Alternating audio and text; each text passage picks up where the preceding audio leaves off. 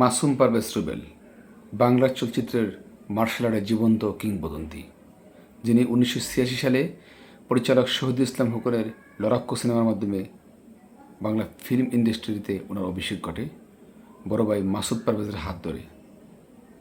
প্রথম যে সিনেমাটি লড়াকু, এই সিনেমাটির প্রযোজক ছিলেন বড় ভাই মাসুদ পারভেজ সোহেলরানা। পারভেজ ফিল্মস থেকে ছবিটি নির্মাণ করা হয় এবং এই ছবির পরিচালক ছিলেন রুবেলের বন্ধুবর প্রয়াত পরিচালক শহীদুল ইসলাম হুকন, যিনি রুবেলকে নিয়ে একাই 26টি সিনেমা নির্মাণ করেছিলেন।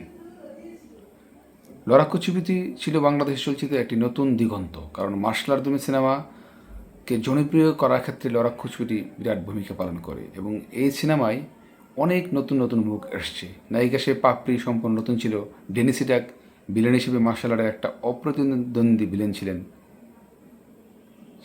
উস্তাদ জাহাঙ্গীর আলম ছিলেন এই সিনেমাতে। এবং আমরা অনেকেই এই ছবিতে নতুন হিসেবে এসেছে, হয়তো সবার বিষয়টা আলোচনা করা যায় না।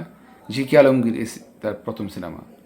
সব মিলিয়ে অসাধারণ একটা সিনেমা নির্মাণ করেছিলেন পরিচালক শহীদুল ইসলাম হুকন।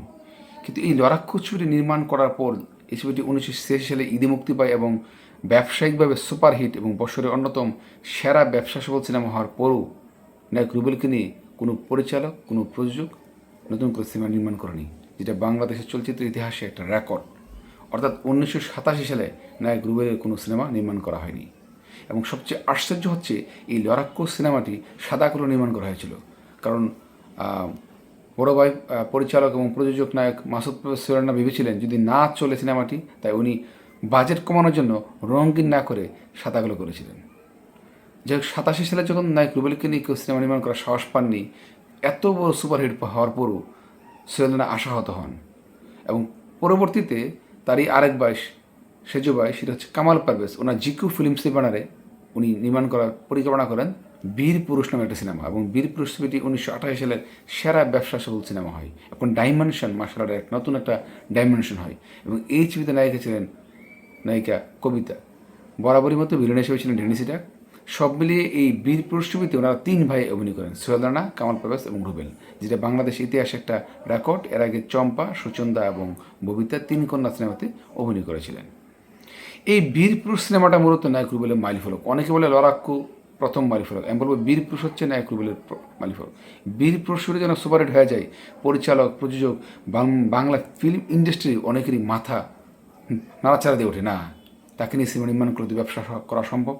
তারপরেই এরপরে সিনেমাটা পারভেজ ফিল্ম থেকে সোহেলরানা নিজেই পরিচালক হয়ে মারকসা সিনেমা নির্মাণ করেন এবং সুপারহিট। এরপরে বজ্র মুষ্টি, বজ্রপাত, অধিনায়ক, লিঞ্জা, আমি শাহেনশাহ, রুবেল আমার নাম, বিপ্লব, বিক্রম, একের পর এক সুপার সুপার ডফার সিনেমা নির্মাণ করে হিট পড়ে যায়। আমরা জানি যে রুবেল একজন পরিচালক, একজন প্রযোজক, একজন ফাইট ডিরেক্টর, অসংখ্য গুণে গুণান্বিত। সুতরাং রুবেলের সাথে যদি অন্য কোনো অভিনেতার তুলনা করতে হয়, তাহলে অনেক ভেবেচিন্তে করতে হবে। রুবেল ছিল 3 দিন হাউসফুল, যার সিনেমা 3 দিন হাউসফুল ছিল, যেটা বাংলাদেশের ইতিহাসে অন্য কোনো নায়কের নেই।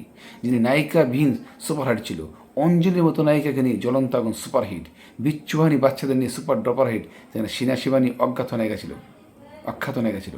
অসংখ্য নায়িকা, রুবেলের বিপরীতে প্রায় শতাধিক নায়িকার কাজ করেন। তিনি নায়িকা বিশ্বাসী ছিলেন না, উনি একাই ছিল, যার জন্য সবসময় আমি আমার বিরতি বলি, তিনি ছিলেন ওয়ান ম্যান শো, যিনি একাই ছিল 100। যার সিনেমাতে সবচেয়ে প্রয়োজন হচ্ছে দর্শকরা তারা মারামারি দেখার জন্য যেত, মার্শাল আর্টের জন্য যেত। সুতরাং রুবেলের সাথে এই প্রজন্মে যারা অভিনয় করে বা এই প্রজন্মে যারা দর্শক, তাদের রুবেল সম্পর্কে ট্রল করার আগে একবার ভেবে নিতে হবে রুবেল কী জিনিস। আজ এই পর্যন্তই। আসসালামু আলাইকুম। ভিডিও ভালো থাকলে অবশ্যই লাইক, কমেন্ট, শেয়ার করে দেবেন। ধন্যবাদ।